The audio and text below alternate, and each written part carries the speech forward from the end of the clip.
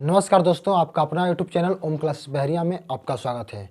दोस्तों, यदि आपने इस चैनल को सब्सक्राइब नहीं किया होगा तो सब्सक्राइब कर लेना और घंटी के बटन को दबा देना। आज का जो टॉपिक होने वाला है आपके लिए बहुत मस्त और बहुत अच्छा होने वाला है।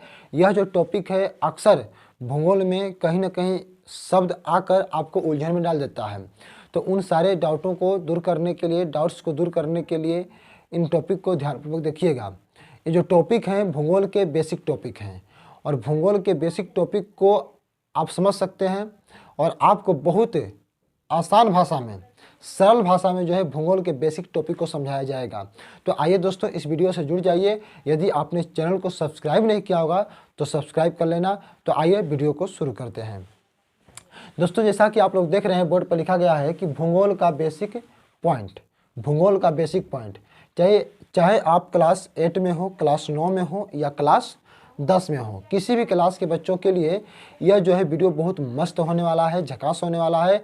और उनके सब्जेक्ट अर्थात भूगोल में जो बेसिक टॉपिक होते हैं उनको हम बताने वाले हैं और उस पर चर्चा करने वाले हैं।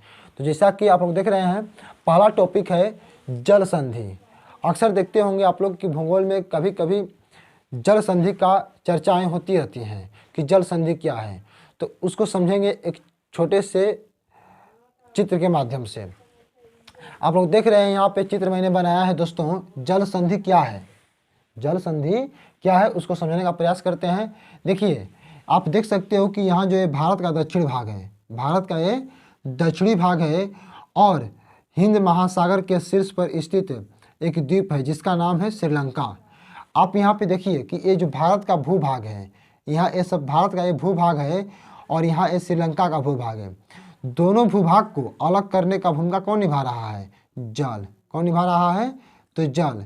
ये दोनों भूभाग जो है जल के द्वारा अलग हो रहे हैं। अर्थात कहने का तात्पर्य यह है दोस्तों कि जल संधि किसे कहेंगे। और कोई पूछे तो आप बोल सकते हैं कि जब दो भूभाग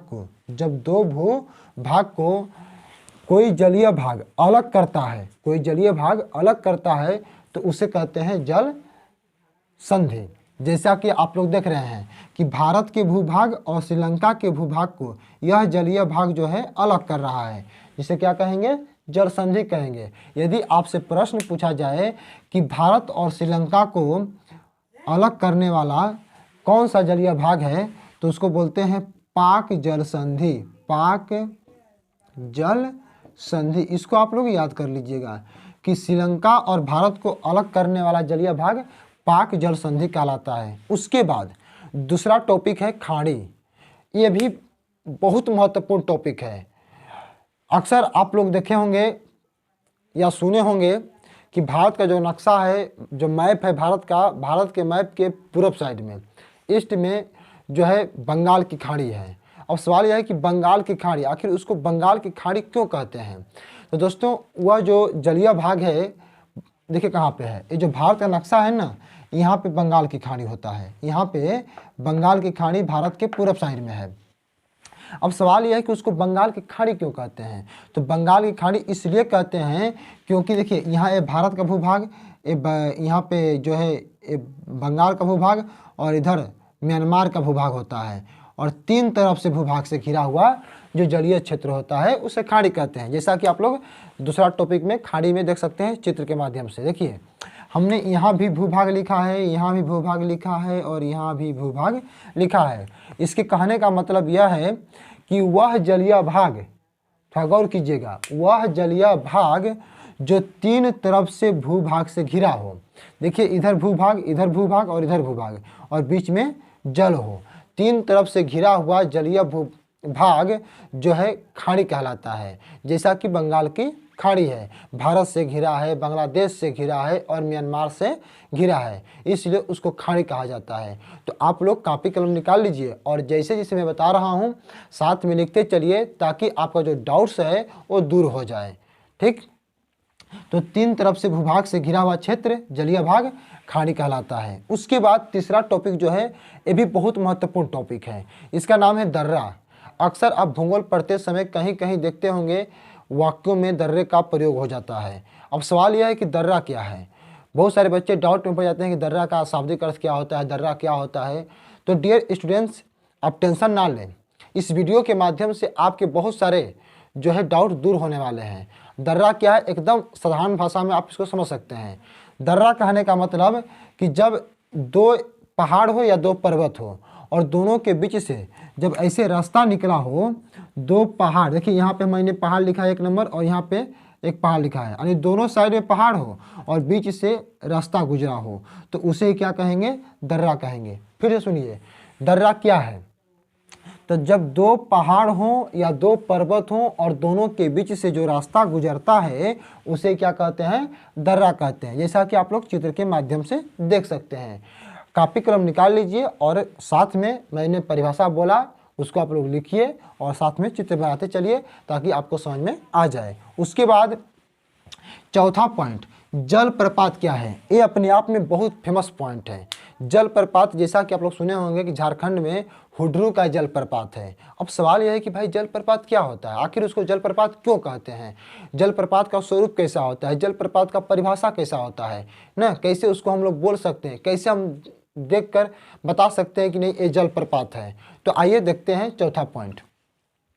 देखिए, जलप्रपात कहने का मतलब होता है कि किसी भी पहाड़ या किसी पर्वत के ऊपर से नदी आती है। क्या आती है, नदी आती है और उस नदी का जो जल है, तीव्र धारा जो है वो नीचे की ओर गिरता है। जब नदी का जल धारा नीचे की ओर जब गिरेगा तो उसे कहते हैं जलप्रपात। अर्थात कहने का तात्पर्य यह है कि यदि आपसे कोई प्रश्न करे कि जलप्रपात क्या है, तो आप बोलिएगा कि किसी भी पहाड़ या पर्वत के ऊपर से कोई नदी गुजरती है, कोई नदी गुजरती है और वह नदी जो है जाकर कहीं नीचे की ओर तीव्र धारा में गिरती है, तो उसको ही बोलते हैं जलप्रपात। जैसा कि आप लोगों ने देखा होगा हुड्रू का जलप्रपात है, ऊपर से इससे नदी आती है और उसका जो पानी होता है इसे नीचे की ओर गिरता है।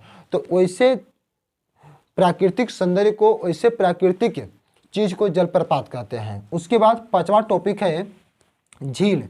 झील क्या है, अब झील क्या है, तो यहाँ पे हमने लिखा है कि तालाब और सरोवर का जो रूप होता है वो झील होता है।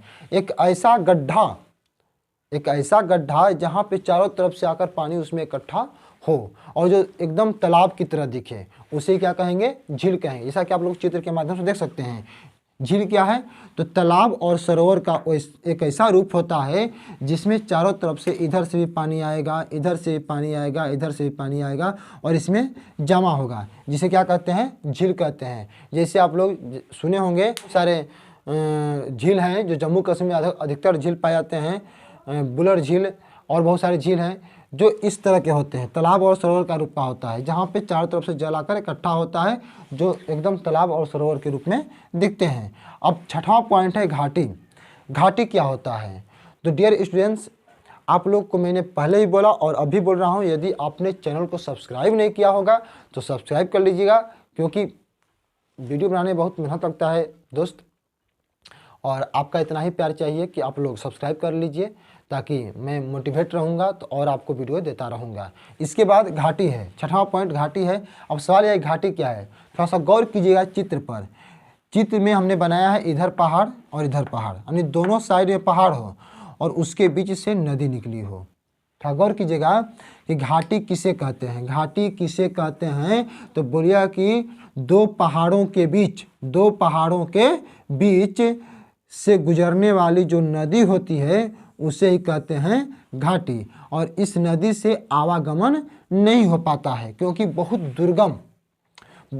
दुर्गम रास्ता होता है, दो पहाड़ियों के बीच से गुजरने वाली नदी को ही घाटी कहते हैं, जिससे आवागमन नहीं हो पाता है।